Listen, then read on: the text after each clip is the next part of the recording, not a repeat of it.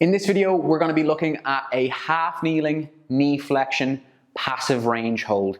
And this movement is great for anyone that lacks the ability to get into end range knee flexion, especially those who can't do it while maintaining full hip extension. And the reason why this is an important movement is because a lot of the movements for the hamstring, or when we work on our hamstring strength, end up happening when we're near kind of full knee extension versus knee flexion. So what we find then when we assess people with hamstring issues or even with knee issues is they might be fine down here, they might even be fine when they sort of go into hip flexion as well, getting into a lengthened position. But when they actually get into a shortened position, we ask them to contract in this range, they contract and they can barely lift their foot off the floor.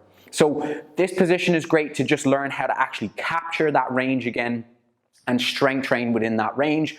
We might even do it after, say, some Pales rails work where we've been in almost like a couch stretch, trying to work on end range knee extension. So in terms of setting up for this position, we want to get into a half kneeling position. You can see here my knee down and my foot forward. And I also want something to aid my balance. So I have this stick in my hand, I can drive it into the floor. It's also going to help me with the irradiation process, but it's primarily there to help me aid my balance so that I'm not wobbling all over the place when I'm trying to create tension and maximize my strength. So if you have something like a box that you can rest your hands on, a countertop or something like that, that might be perfect. Or if you have a stick like this that you can drive comfortably into the floor, that would be perfect as well, okay? A cushion underneath the knee will be good as well when we kind of bring ourselves into end range knee flexion. We can get sort of mild discomfort around the knee area, so a cushion underneath the knee would always be a benefit here.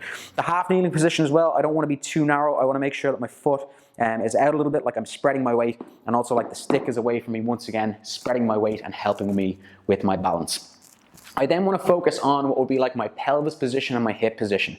So I have to be in end range hip extension, and that's the idea here of my hip going back behind me, that sort of bone sort of resting into the socket and back like so. The pelvis will sort of help me determine whether or not I have the optimal position as well. So if I try to posteriorly tilt, that's essentially like getting my belt buckle up towards my face versus an anterior tilt where my pelvis sort of falls down to the floor. If I do this with an anterior tilt, I'm probably going to get a little bit more involvement from my lower back that I don't want, and I'm not really in end range hip extension. So I'm going to try and get my pelvis, sort of rotate it more posteriorly.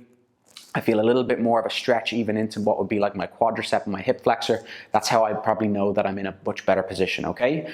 I can from here then say drive the stick into the ground and try to contract my hamstring and sort of pull my heel up towards my bum, and that's going to show me sort of where my true end range is right at the moment. So as I said, we want to try and capture that range of motion.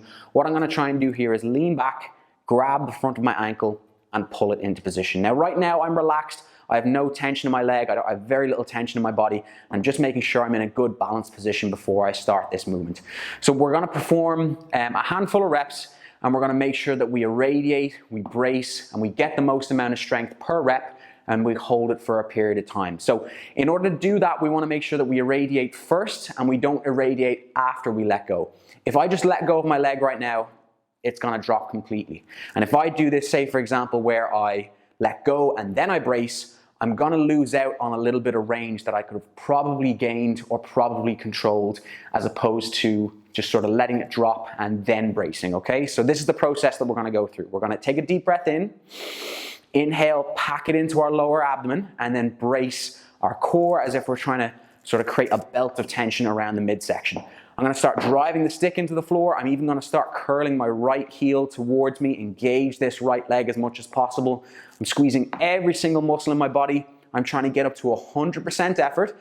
And now I'm going to try and start curling that left heel towards my bum before I actually let go. So I'm trying to get my left hamstring to really fire up and engage before I let it go.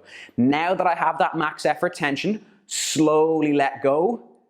Hold, squeeze your left fist and hold for 5 seconds while maintaining all of that internal tension. Once the 5 seconds have gone, lean back, grab it, pull it into the range. Now I want you to exhale and relax. Let the tension go. So each rep, each individual rep, we're going to do like that. We're going to try and inhale again, brace, irradiate. Now create some tension with that left hamstring. Curl that left heel towards your bum. Now slowly let it go. fight for that range. Don't let it drop an inch. Maximally contract that hamstring and then lean back again, grab it, now relax. So if that was really, really difficult, you might have sort of got up to that 100% effort. You might have found that you actually lost the position.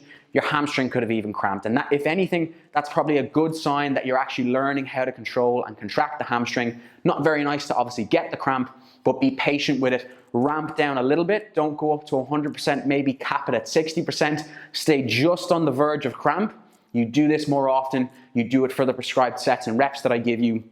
You're certainly going to see this improve over time, up to the point that you can perform these at max effort, and to the point that you then start to gain better control of sort of end range knee flexion, where you may have started off, you couldn't even have lifted the heel, whereas now you're actually able to sort of almost hold it perfectly, your heel nice and close to your bum, okay? So if you have any questions on that position, be sure to let me know in the comment section. I'll get back to you.